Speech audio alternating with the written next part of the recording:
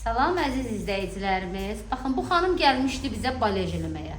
İnanın, saçların ucları tamamilə zədəli idi. Biz bu xanıma kəsim elədik. Baxın necə kəsimdir. Və tamamilə bərpa edici nə elədik? Bakım elədik xanım. Bax, razı qaldı.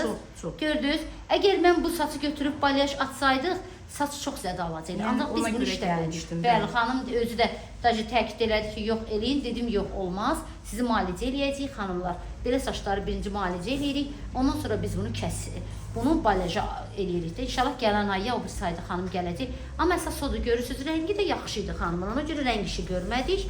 Nə var, biz onu eləyirik. Müştərinin saçında nə iş görüləcəksə biz onu eləyirik. Yoxsa mən deyim ki, yox, bu rəng də yaxşı deyil. Gəl təzədən boya qoyum. Xanım əlbəttə razılaşacaqdı. Amma mən o işi eləmədim. Baxın, gördüyünüz kimi xanıma gözəl kəsim. Xanım dedi, mən bu kəsimi istəyirdim. Yəni, tam sağlama çıxdı. Xanıma bakımı da qaydasını öyrədəcək inşallah. Özü ev şəraitində də saçına qulluq eləyəcək. Sonra inşallah gələcək. Buyurun. Çox gözəldir.